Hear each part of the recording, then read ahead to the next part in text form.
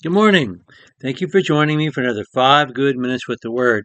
I'm Barry Bryson, and we're continuing our study of the suffering servant passage in Isaiah chapters 40 through the beginning verses of chapter 56, which is the longest sustained messianic prophecy in the Old Testament. And I've been rethinking my decision to study the suffering servant passage in this venue because I feel like I've been dismantling a jigsaw puzzle and showing you each little piece and therefore obscuring the picture itself instead of making it clearer. So let's take a step back for just a minute and see where we have come, where we started and how far we've gotten so far now that we're about halfway through the suffering servant passage. We start out with the promise of the Messiah in chapter 40, comfort my people, and the voice of one crying in the wilderness. God is going to accomplish his victory as a mighty warrior, but he's going to do that through tenderness.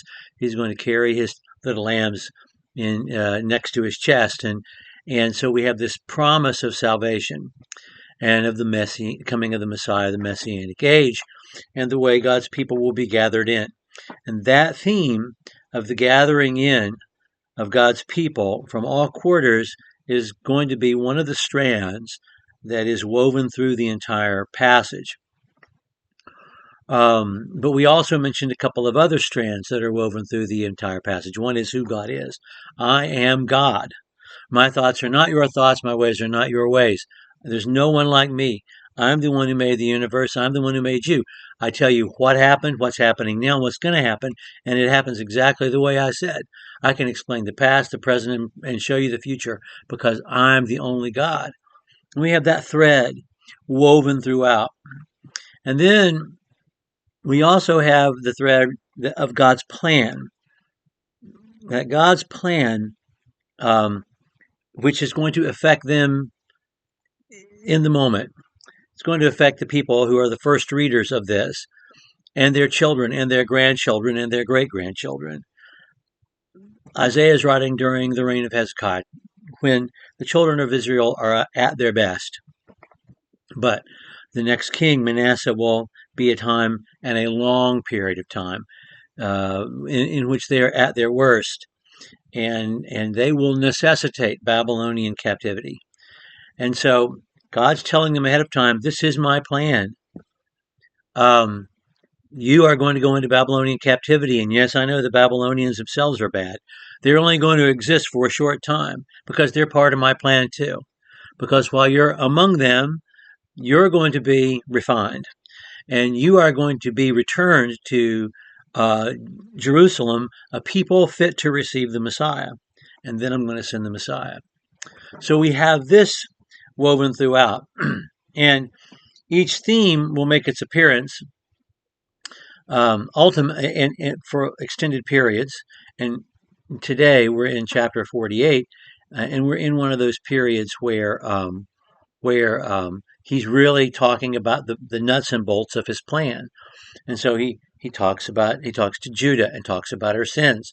Then he talks to Babylon. We just spent 2 chapters, God talking to Babylon, explaining to Babylon why he's bringing Babylon down and why this is necessary and why he's the one to do it.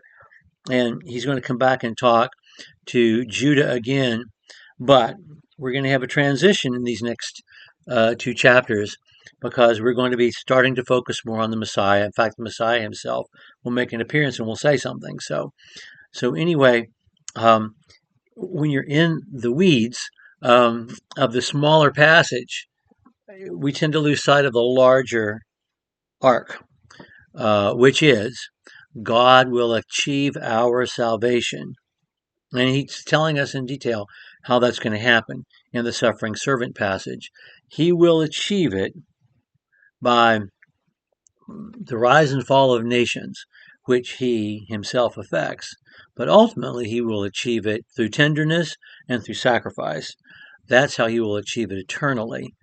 And that's what this whole passage is about. Well, I've taken up 5 minutes to introduce our next passage, so I think we're going to close today. I'm glad we took a moment to remind ourselves, now that we're right in the middle of the larger passage, to look at the big picture, because I have been taking the puzzle pieces apart and showing you each little piece by itself. We're going to pick up chapter 48, verses 1 through 8 next time. Thank you for joining me for another 5 good minutes with the Word.